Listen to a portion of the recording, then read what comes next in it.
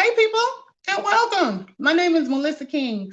A lot of you may know me from Facebook, and some of you may know me from YouTube. I usually do a Tuesday and Thursday YouTube with my myEcon home-based business partner, Tony Clopton. Please check out his channel and sub to him if you are not. We come on Tuesdays and Thursdays, and we talk about money, home-based businesses, and tax deductions, all those great things that you can do to improve your financial situation. Well, Tony and some of my other YouTube content creators like The Hood Table and Pandy's Hair Candy and more have been getting on me about not putting more videos on my channel. I've had a YouTube channel now, I want to say since 2014, and I have quite a few followers, but I have not been consistent with adding videos to my channel. So I'm going to try to do better about that. So one of my attempts to do that is this new series that I plan to start called Money Decision Story Times. I know a lot of YouTube creators get on and do story times. I enjoy their stories, so I figure how can I put a spin on what I do with a story time. So what I came up with is financial story times. I've made a lot of decisions, good and bad, over my last 47 years. And I'm in a good place now. I'm not in where I want to be, but I'm not where I used to be. So I figured I could come on and share some of my stories to kind of help, maybe they'll help others. So today's story, first story in the series. Oh, let me first say that all of my story times will be brought to you by Ty and Nine's Essentials. And I will go ahead and do their little promo really quick. Let's see.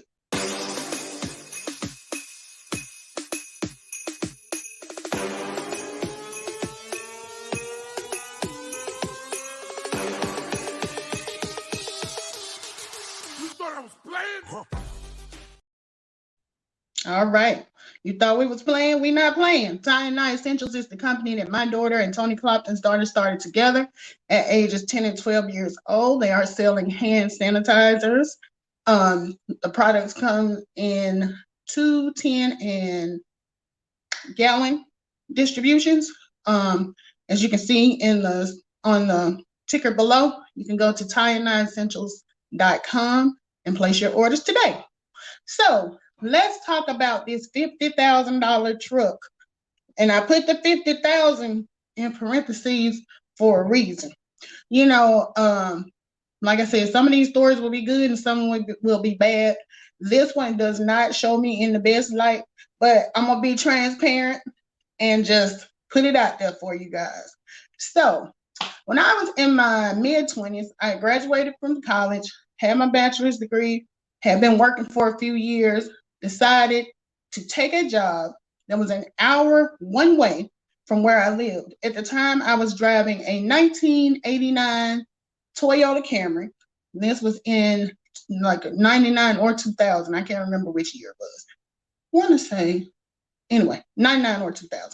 So to say the least, that was not going to be the most reliable vehicle to get me on an hour's drive one way to work through Birmingham traffic. Birmingham is very busy at the pivotal traffic times, and not somewhere where you want to get stuck with an unreliable car. So I decide, okay, I'm going to purchase a car. But instead of getting a car that I could afford, I decided to go out and get something with a note of $564.78 a month. Okay, two things about this purchase.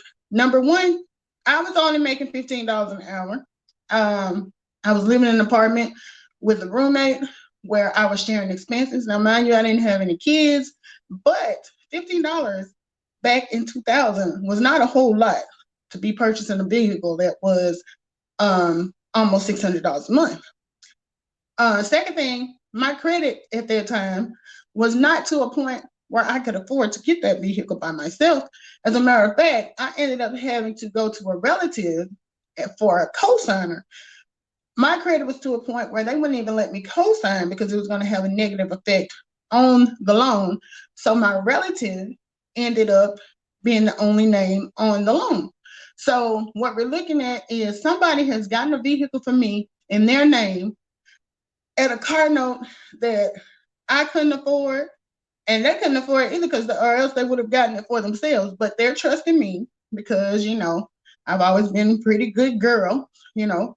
So they decided to go out on a limb for me and help me out. Well, long story short, jobs don't last forever. That $15 job, an hour job that I was so proud of, that I thought was going to help me pay this note, ended up ending, and I had to take another job.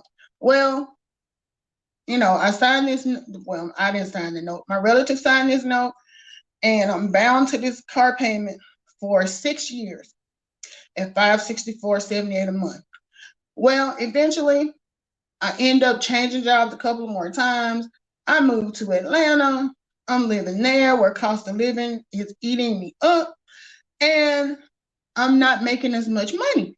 I eventually ended up getting a temp job, making $11 an hour, staying somewhere where rent was twice as high as it was in Birmingham, and that car note is still almost $600 a month. So I had to resort to one of the worst mistakes financially I have ever made, and that was going to a payday loan. Let me tell you guys something about a payday loan. What I have learned is with a payday loan, unless you are going to have the money to pay that loan off, and as soon as you get paid, don't fool with it. Do not fool with it. Because what happens is that I'm going to give you the best circumstance for doing a payday loan. Let's say today is Monday. You start having car trouble. You go to the shop. They tell you it's going to cost $300 to fix what's wrong with your car. You don't have $300.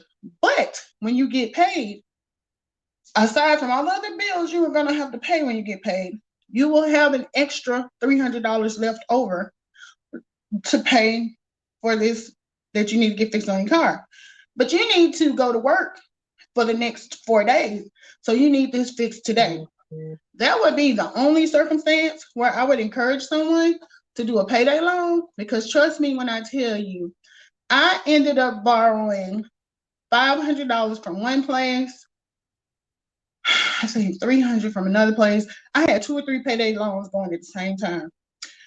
Every week when it was time for me to pay it off, because when I borrowed the money, I wasn't going to have the money to pay it back when I got paid. It just kept being me renewing this loan and renewing this loan. And this is how I got to the total of me paying $50,000 for this GMC Jimmy truck that was valued at, I'm gonna say 18 or 19,000. But by the time you add on all of the interest I paid from the payday loan, plus I didn't realize that the note that my relative signed was some type of note where if it's not paid off in a certain amount of time, they add more payments onto it. So when I thought I was at a point where I was about to pay this truck off, I was informed that I had another year and a half to pay on the truck. So it was just a bad decision on my part. I learned a valuable lesson. Like I said, I paid for that lesson. That's one of those bought lessons. So I hope this story helps somebody out, because I walked away with a couple of things from this experience. Number one, do not buy something on, number one, if you can avoid it, don't sign for anybody for anything or co-sign for anybody for anything long-term purchase like that. If it's something that you trust, like it might be your child, you might trust your child to pay it off.